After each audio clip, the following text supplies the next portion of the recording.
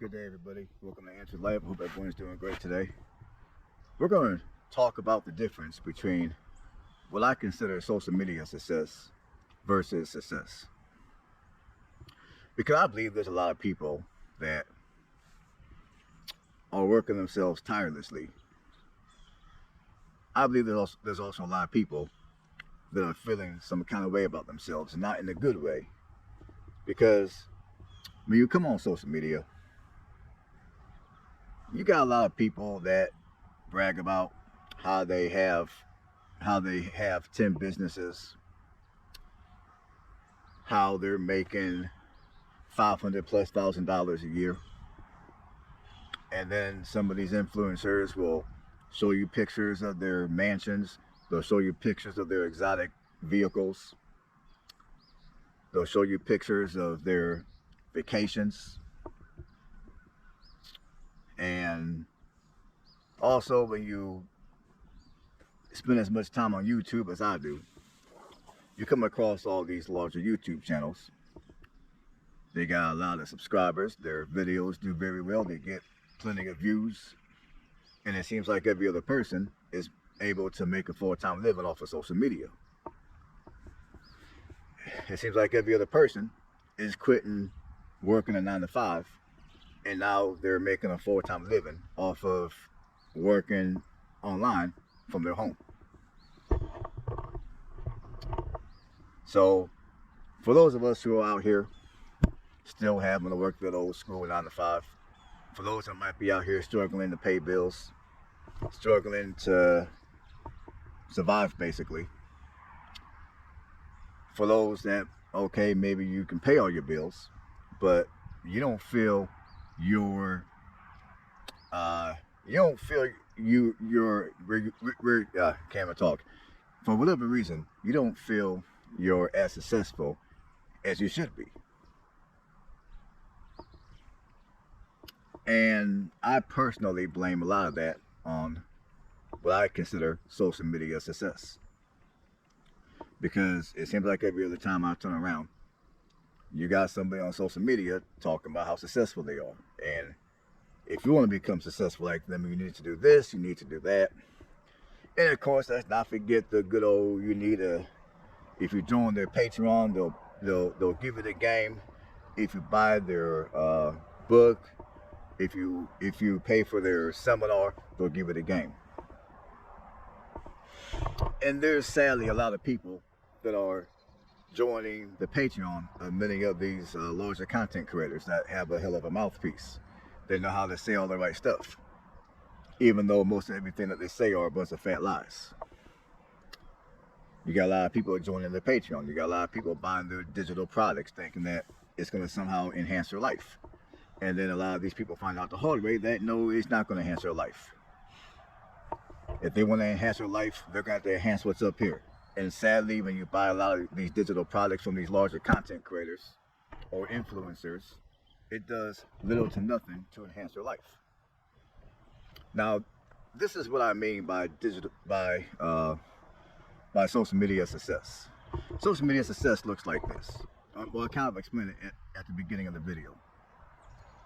I mean, like I said, social media success is basically someone who, like I said, they got the larger YouTube channel, generally speaking, or they got a large social media following, generally. And of course, they'll show off their fancy vehicles. They'll claim they got X amount of businesses and they earn X amount of money per year. And they have all these sophisticated ways to multiply your income. And of course, a lot of these people will go in on people that work 9 to 5. They'll go in on people that work at the plant. Like if you're working 9 to 5, you're a loser. You're messed up in life. You need to be having your own business. By the time you reach such and such age, you need to have X amount of money in your retirement fund or whatever the case might be. Or if you're working at the plant, by the time you get to be of a certain age, you're a loser. I mean, stuff like that. I mean, that's what I call social media success. Now, and then of course, well, no, let's keep talking about social media success. And now social media success sounds great. I mean, anyone that uploads videos on any social media platform, who wouldn't want a large channel with a large following? Who wouldn't want to make a crap load of money on social media? Who wouldn't want to have the ability to quit their job and do social media full time? Most of us that are on social media, that's what we strive for, myself included. I'm not gonna lie. I'm just keep it 100. But many of us also understand that in reality, that's not going to happen anytime soon, if at all. So therefore, we're going to have to keep that 9 to 5. We're going to have to keep that side hustle, whatever it may be. And social media will just have to fit in somewhere off and all that. And whatever we make on social media, that money in conjunction to our other money is how it's going to have to go. Now, here's the main problem with social media success. You see, a lot of times, if you chase after what I consider to be social media success, a lot of people who choose to chase after social media success are going to end up broke. You're going to be tired. You're going to be busted. You're going to be super frustrated. You're going to unintentionally wreck your entire family if you have a family to look after. And I would even say in many cases, you're going to even go broke. Your health is going to suffer. Your physical and your mental health is going to suffer. Your spiritual health is going to suffer. You're just going to be messed up all around. Because the thing that a lot of people who chase after social media success, the thing that they don't realize, at least at the beginning, is, for one, a lot of the people that they follow in real life, many of these people are not doing near as well as you think they're doing. I mean, okay, they may not be in the poorhouse, but they're not near as wealthy. They're not near as well off as you think they are. Because the truth of the matter is, most people that are truly doing good in life, most people that are well off, even if they had a social media platform, they're not going to be sitting online bragging about their money. That part of the conversation is going to stay super hush hush. Quiet money. You see, people that truly are doing well financially, they're going to keep that part of their life quiet. They're not going to be bragging. They're not going to be showing pictures of their house. They're not going to be showing pictures of their vehicles. They're not going to be showing pictures of places where they go for a vacation. Well, maybe they might, but not in the same way that these influencers do. So a lot of your favorite influencers who brag about how well they're doing, they're not doing near as well. They're not near as big as you think they are from a financial standpoint. I mean, I would say a lot of the times the cars that they show off are probably rented. They rent the vehicles out for maybe an hour or two at a time. They shoot the video to fool a bunch of you into buying their products and to joining their Patreon. And then when that camera cut off, they turn the vehicles back in. That mansion that they're showing off, that might not even be their mansion. Again, it might be a little mansion that they rent for an hour or two. And after they get done shooting their footage, okay, they pack up their stuff, they leave the mansion, and they go back to their real home, which is probably a fraction of the size of that mansion. Hell, it might not even be a house, it might be an apartment. Nothing wrong with that, but I'm just saying.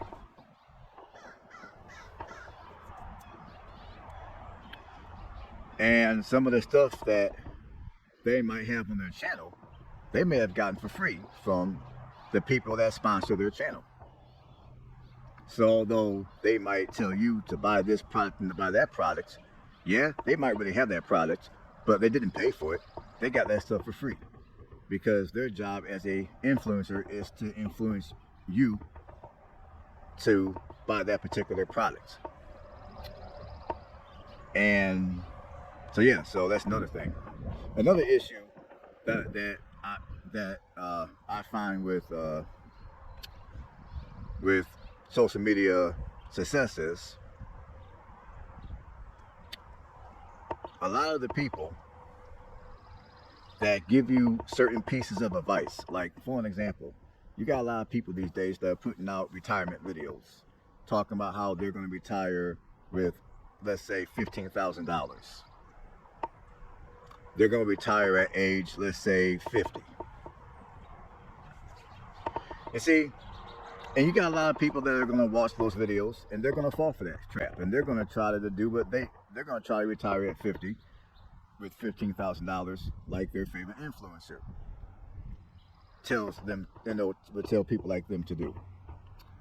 But when you listen to that type of information, at some point, we all gotta be adults, and we have to learn to utilize a little bit of critical thinking and read between the lines. How is anybody in this day and age gonna retire on $15,000? Think about that for a minute. Think about that. How you're gonna retire on $15,000 and you're only 50 years old? And I'm just using a generic number here, and I'm using a generic figure, but it's pretty close to the BS that a lot of people are saying in that part of the internet. Think about it for a minute. I mean, when you sit down and you do some simple elementary level math, common sense is going to tell you that you're not going to be able to retire on $15,000 at the age of 50. You wouldn't. I mean, somebody that's 75 years old would need to have more than $15,000 in order to retire. I'm just saying. But when you read between the lines, in reality, they're not going to retire. What they've done was they've creatively changed the meaning of retirement for themselves. They've changed the meaning of retirement is what they really did. Because see, okay, yeah, maybe they'll quit their day job, but they're going to still continue to work. They're going to probably pick up multiple gig jobs. Like they might do a little bit of DoorDash. They might do a little bit of Uber. They might do a little bit of Spark. And if their YouTube channel has a significant amount of subscribers and views, that YouTube channel is also part of how they're going to make their money. And if they have a Patreon that they tell you to join, if you join their Patreon, they're going to give you the game. So if you're dumb enough to join their Patreon, that Patreon account is how they're going to make their money as well. And if they're selling other products, like maybe they wrote a book, so you can buy their book. Well, if you're dumb enough to buy their book, they're going to make their money off of the books that they sell as well. And if they have other products that they're selling, like maybe they might have cups, they might have t-shirts, nothing wrong with that. In my humble opinion, they're going to make money off of that as well. And some of these people that are giving this advice, especially a lot of your females, are they by themselves? Are they married? Are they living with other people? If they're married or they're living with other people, they're going to most likely have access to those other people's incomes. So they're not going to just be out here quitting their job and actually living off of $15,000. It's not going to happen. And for all you guys know, that individual might have a substantial amount of money in their savings account. They might have a substantial amount of money in some type of a Roth IRA account or in some type of a savings account. Maybe they got dividends that they don't speak of on their channel because they don't want to be too much of a target. So secretively, they might have dividends that they might be able to live off of. Some of these people, again, maybe they got investment properties that they're able to live off of, that they've done well on, which they may not speak of on their channel. So before you get excited and you jump up and you retire at the age of 50 on $15,000, read between the lines and do a little bit of critical thinking. Another thing that I see wrong with social media success is you got a lot of these influencers that call themselves telling you some of the game. Like they might, like for an example, a common niche is real estate. Well, go here and buy X amount of pieces of real estate. You can take out blah blah blah type of loan. You can take out hard cash loans. You can take out this kind of loan. You can take out that kind of loan. You can take out X loan, fix up these properties, renovate them. and then your tenant will be paying the mortgage. How many of you heard that kind of rhetoric online? I've heard it way too many times. So many times I can throw up if I hear it one more time. And of course, obviously, y'all will be able to tell by my sarcasm that this is not financial advice. Bear that in mind, not financial advice. So you got a lot of these people in the real estate, niche of social media that will encourage you to buy 20 pieces of properties. They'll encourage you to buy these hotels and these duplexes, and then you can quit your job and you can do real estate investing full time. The part they don't share with you is the reality of being a real estate investor, such as you get a tenant before you even get your first tenant. Some of the realities of being a real estate investor is the amount of money you're going to have to pay to renovate that property, contractors that you hire, and they might walk off of your money. Or two, if they do work for you, they do a super shoddy job, and now you got to drag them back to do it right. And half the time, you may not even be able to find them because their LLC was a fly-by company that disappeared into the wind overnight after they did a bunch of shoddy work, and now people are looking to sue their ass. So you got to deal with that. And provided that you get these properties renovated and you get them ready for renting them out, now you got to deal with the tenant that doesn't want to pay their rent, and they have the nerve to trash your property on top of that. So now you have to come up with the money to evict them. Another thing you'll have to deal with when you go into real estate as a landlord is the tenant will most likely, some of these tenants will tear up your property, and then of course you have to go in and make all the necessary repairs, because if you don't, that tenant can turn you in and then you can get in trouble by the state, depending on what state that you reside in or what county. And of course you got the rising property taxes, you got rising repair and maintenance, you got rising homeowners insurance. And if a tenant moves out or you have to evict somebody, now you got a vacant property, and who knows how long it's going to stay vacant before you get another qualified tenant to rent it out from you. Or if you come across a content creator or an influencer that's a flipper, and they're like 22 years old talking about them flip 7 properties, and whoa, I flipped my first property when I was 19. It was so easy. I was able to quit my job working at Walmart. More of that rhetoric. So, and then at some point, it will either A, you're going to find out that many of these home flippers are all mouthpiece. Half these flippers ain't never flipped a freaking house in their entire pitiful ass life. Or B, the ones who are true flippers and they flipped houses like they say, even if half of what they say is true, you come to find out that a lot of these home flipper people, they're running their company in the red. Now when I say in the red, it means that they're in debt. That means that their company is being ran in a deficit.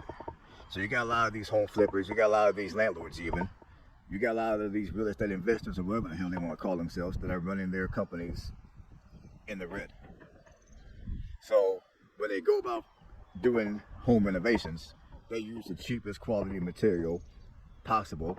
They get the work done as quick as possible, low quality in most cases. That way they can throw a tenant in there and hope that they make enough money to at least be able to afford to pay the debt that they ran up by buying that piece of property, which a lot of times these people be buying bad pieces of property just so they can sell their own real estate even though they ain't making no damn money. Or they might buy a piece of real estate, put down, let's say, $50,000 for a house that's $150,000, and then each month they might make a couple $100 or so of profit by the time they get everything up and going and get that tenant in there. Or two, you got a lot of people that buy houses, they flip them, they do a shoddy job at best. So either A, the house sits on the market for a very long time, so now they're paying property taxes, they're paying insurances probably for that property, and they're paying the mortgage to include the interest. And then when they finally sell the profit that they thought they were going to make, they make significantly less, or they don't make a profit, they lose money instead. So that's a part of the game that a lot of these real estate investors, a lot of these fake real estate gurus neglect to tell you. They neglect to tell you because either A, they ain't never done it, they just blowing smoke up your ass, or B, if they done it, they're not going to tell you the truth because they want you to buy their course. They want you to join their Patreon. That way they can give you their game, so to speak.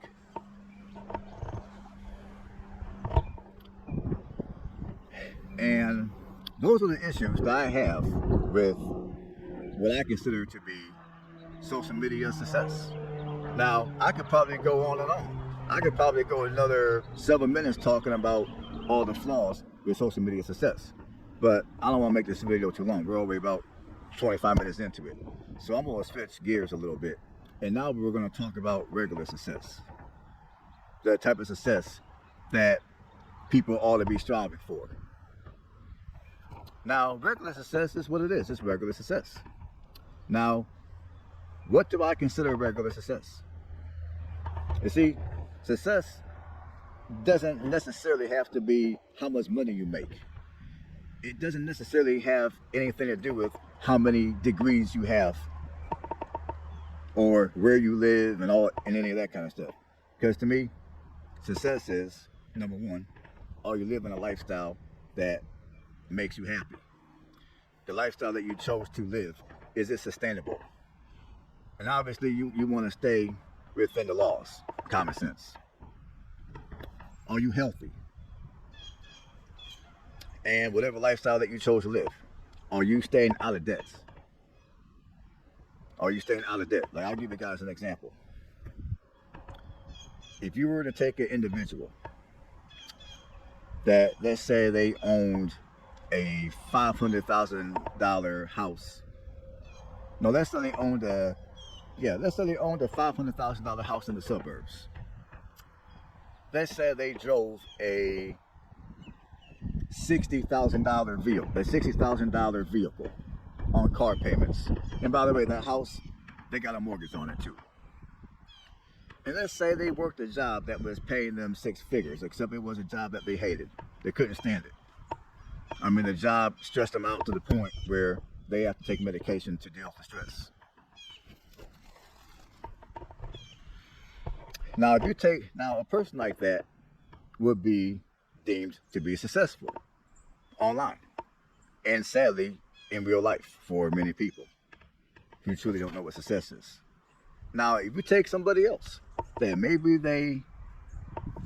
I don't care if maybe they own a little small house. The house might be, let's say 600 square feet. And let's say they were able to buy this house somewhere in the Midwest or the South or the Deep South for $50,000. Okay, they own a older model vehicle that might be worth $5,000. And this person, by the way, you know what? They live in the hood. They live in the hood. They work at the plants.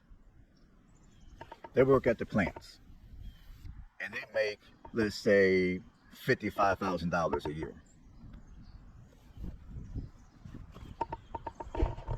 Now, a lot of people, many people would consider that person not successful.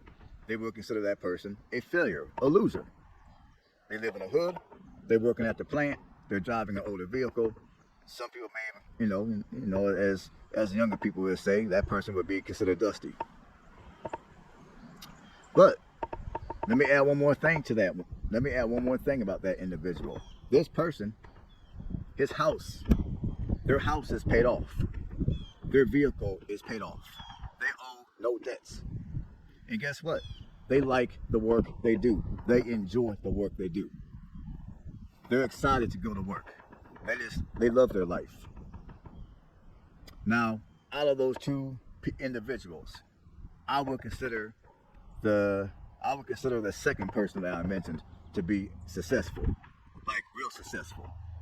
The other person, I don't consider that success. I consider that more of a failure because, okay, they're making this money, they got all this stuff, and it seems like they're living their life to impress other people. And that's the type of person that will most likely jump up on social media and they'll try to tell you what success is. They'll try to, that's the kind of person that will most likely try to pull some type of scam on their followers. That way they can make that online money, and then they can truly live a more fulfilled life. So that person, to me, they're not successful. That person, to me, is more of a failure. Now, the other person that I mentioned, the second person, that person is successful. They're successful because, for one, they're living a life that makes them happy. For two, they're not taking no medication, so they're healthier in most cases. Their house is paid off. It may not be a big house. It might be in the hood, but the house is paid off though. And their vehicle is older. It may not even be fancy, but again, it's paid off. And that is a true definition of success. Now, I'm not saying that you have to live in the hood and drive older vehicles in order to be successful. I'm not saying there's anything wrong with living in an upscale community and having newer vehicles. I'm not saying just because you have all that just means you're not successful. I'm not saying that. I'm just saying the way many people go about having all those things is in a manner to where, okay, maybe on paper they're successful, but in reality, they're not successful. Hopefully I'm making sense. So moving on forward, I would encourage people to, when they watch these gurus, I will call them, these fake gurus, that they do a little bit, that y'all do a little bit of critical thinking. And that's all I got for this one. Stay blessed.